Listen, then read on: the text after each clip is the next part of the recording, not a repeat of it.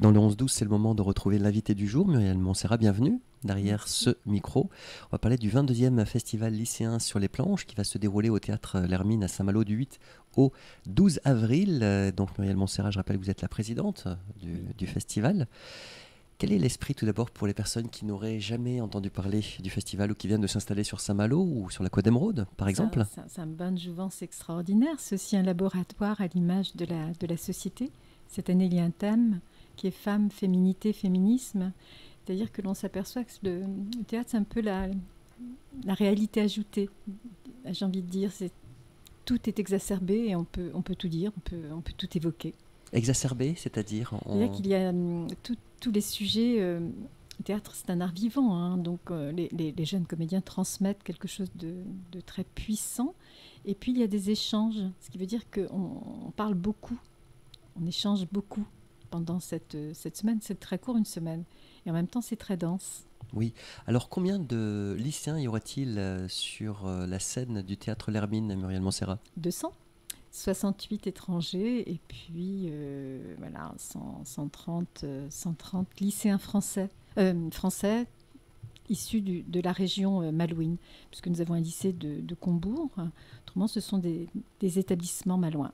Ok, et quels pays vont être représentés cette année? Alors, cette 22e édition? Oui, 2 délégations de République tchèque, la Bulgarie, des Espagnols, l'île Maurice et pour la première fois un lycée de Montréal, l'école Robert Gravel. Oui, donc ça devient international. C'est international depuis quelques années. Oui. Ce qui était intéressant, c'était d'avoir un lycée de Montréal, cette année... Francophone, donc. Francophone, bien sûr. Et puis, c'est une année où le Québec aura une grande importance à Saint-Malo. Avec la Transat, Ouais. La course, effectivement. Alors, comment est-ce que... voyageurs. Oui, bien sûr, le festival... effectivement du livre et du film. Alors, au niveau du programme des représentations, comment cela va-t-il être organisé? Parce que l'entrée est gratuite. L'entrée est gratuite, donc la soirée d'ouverture est le lundi à 19h30. Nous avons demandé à chaque délégation de travailler autour d'une autrice de leur pays. Évidemment, ce sont des autrices que nous ne connaissons pas, donc c'est intéressant. Et il y aura une première performance par les lycéens autour de ces autrices étrangères.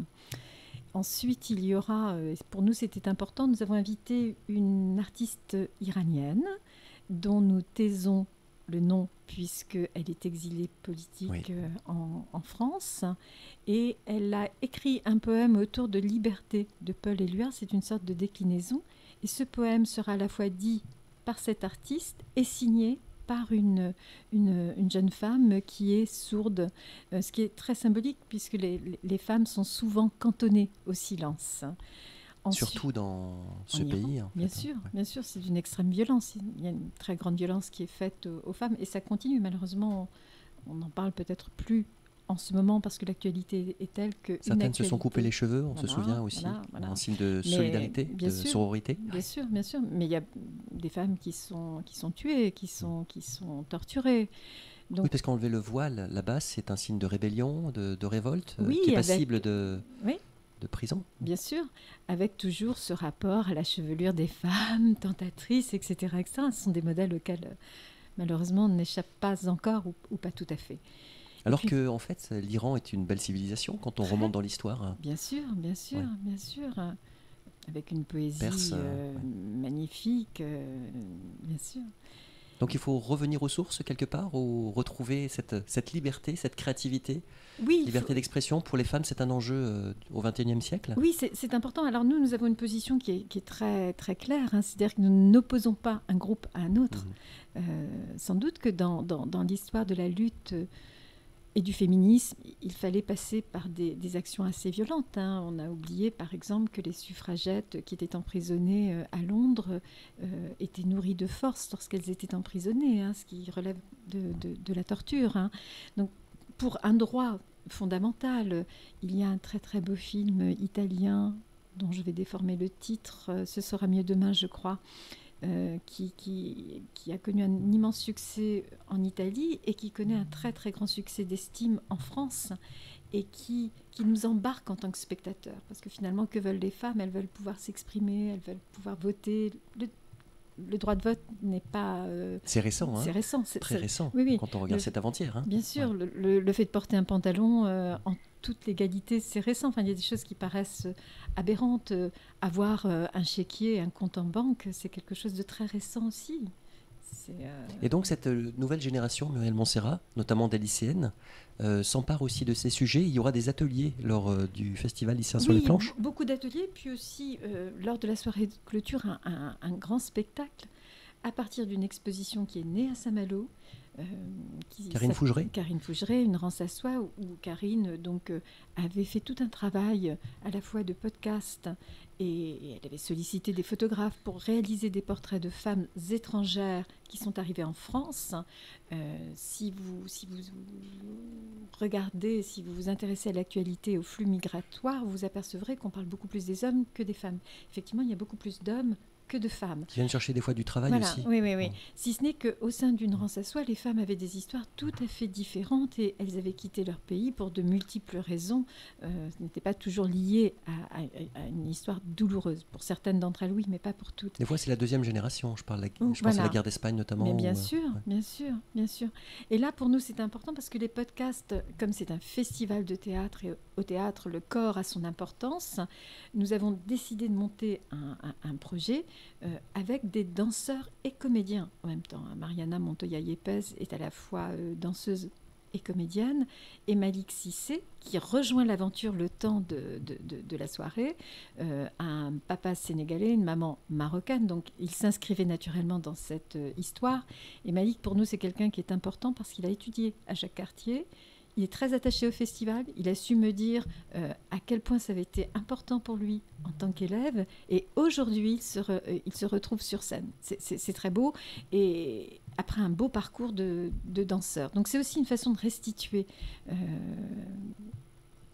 au festival, à Saint-Malo, aux enseignants, aux amis, ce qu'il a vécu, ce que en fait tout le monde a apporté. Parce que dans une vie, on s'enrichit toujours de chaque rencontre.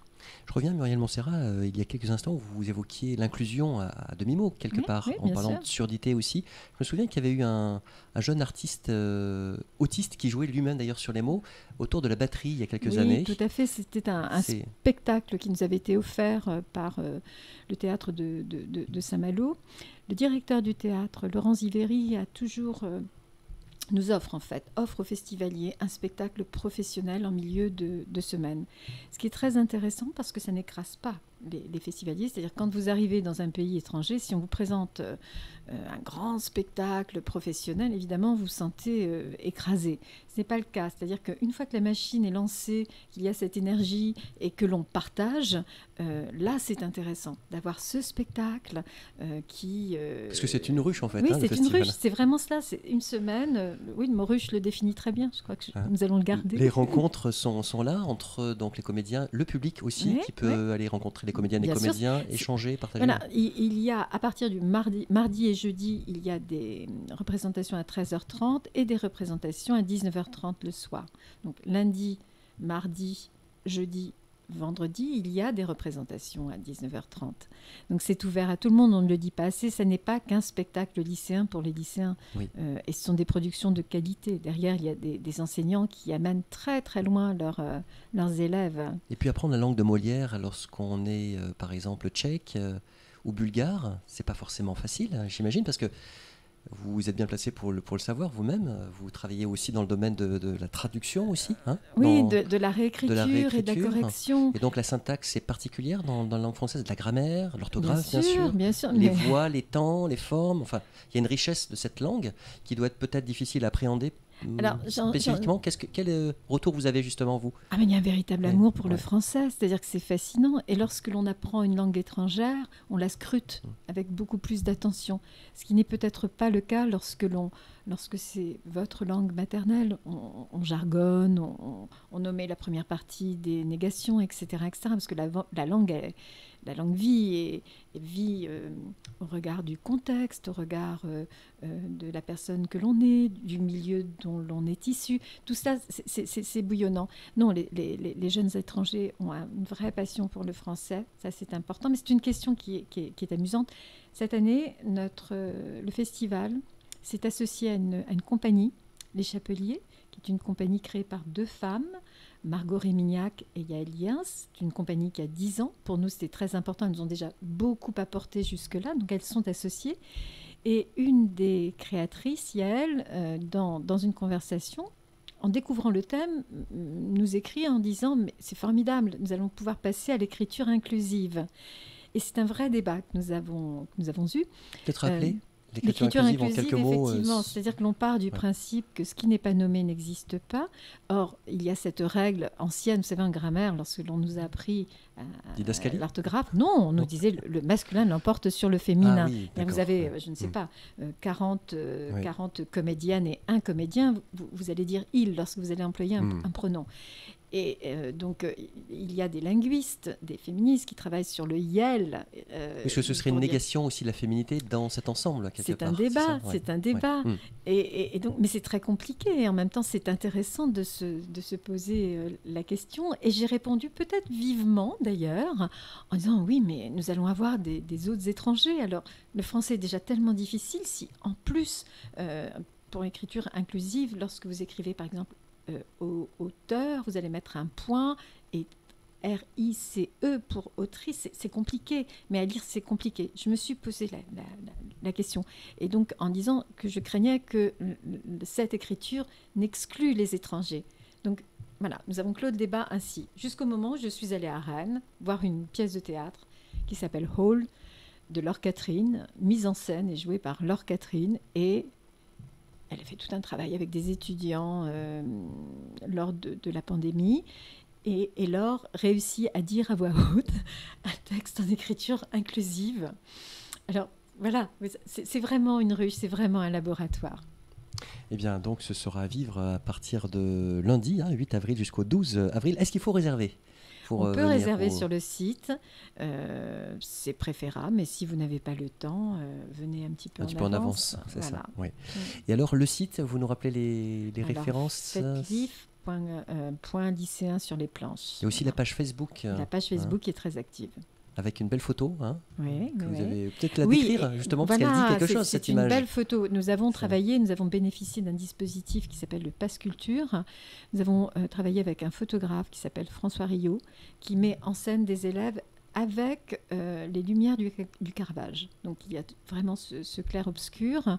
Et l'affiche du cinéma, ce sont à la fois des élèves de Maupertuis et de Jacques Cartier. C'était important. Pour nous, c'est très important que tous les lycées aillent dans le même sens. 2 établissements à la base voilà, ce sont les 2 établissements fondateurs, mais maintenant nous travaillons aussi avec l'institution, MOCA, etc. Donc tout le monde a rejoint cette dynamique, beaucoup ont rejoint cette dynamique. Qui est en train de redécoller parce que la pandémie a arrêté un petit peu cette belle évolution, et là cela renaît. C'est la première fois cette année, par exemple, que nous avons plus de familles que d'autres. C'est-à-dire qu'il y a eu un élan... Une cinquantaine de familles ? Oui, 55, un élan de solidarité, de générosité pour accueillir des lycéens étrangers. Et donc, certains en accueillent 2, d'ailleurs, bien jeunes. Bien sûr. Donc, ça va parler un petit peu avec l'accent québécois dans le pays malouin. C'est la francophonie. Entre autres. Tchèque. Tchèque. La francophonie, en fait, le français en Afrique n'est pas le même français qu'au Canada. C'est très intéressant. J'ai envie de dire, nous avons Sandrine qui va signer le poème de cette artiste iranienne et française, et quelqu'un qui est sourd ou malentendant. Un anglais sourd ou malentendant ne signe pas comme un français sourd ou malentendant. Ça, c'est très intéressant. Une spécificité. Une spécificité. Ouais. Et alors, est-ce qu'il y a toujours des sorties organisées en parallèle, ou avant ou après, pour les jeunes étrangers qui viennent Ça va être, on va rester à Saint-Malo. Vous restez à Saint-Malo ? Oui. Il y a des choses à voir, à vivre. Oui. En revanche, nous travaillons sur un parcours parce que la ville est très riche. D'abord, c'est une ville qui a un passé, une histoire passionnante. Une ville qui a été... Jacques Cartier, notamment. Jacques Cartier, naturellement. Mais j'ai envie de dire aussi que c'est une ville symbolique. L'île Maurice. L'île Maurice, il y a bien sûr ces relations très fortes, mais c'est aussi une ville qui a connu une grande blessure, la Seconde Guerre mondiale, qui a été reconstruite. Et c'est aussi intéressant de s'inscrire toujours dans toute cette lumière. Ce dynamisme. Et c'est la vie qui prend le pouvoir, la vie d'espoir. Et donc, est-ce que vous avez conscience qu'un festival comme ça, Muriel Montserrat, Lycéens sur les planches, peut laisser des traces, si je puis dire, auprès des jeunes ? Parce qu'on parlait d'horizon d'ouverture de la ville de Saint-Malo sur l'international, événementiel, et puis historiquement, vous l'avez souligné, ça laisse une trace, un spectacle de théâtre. Oui, il y a ce qui est dit sur scène, et il y a aussi l'aventure humaine, l'émotion. Et l'émotion, c'est le décompte aussi. Le décompte, à chaque fois. Il y a cette chanson Santiano de Hugo Frey qui fédère. Nous sommes par le passé demandé s'il ne fallait pas arrêter. Et cela fait partie de l'histoire. C'est devenu un hymne. Mais c'est un festival aussi qui permet de renouer peut-être avec l'essentiel, c'est-à-dire la relation à l'autre, tout simplement. Eh ben, ce sera le mot de la fin. Merci beaucoup, Muriel Montserrat, présidente du festival Lycéens sur les planches, 22e édition au Théâtre L'Hermine. C'est gratuit, du 8 au 12 avril. On vous souhaite de vivre pleinement ce festival avec toute votre équipe qui vous soutient. Moi aussi. Merci infiniment. Au revoir, Muriel Montserrat.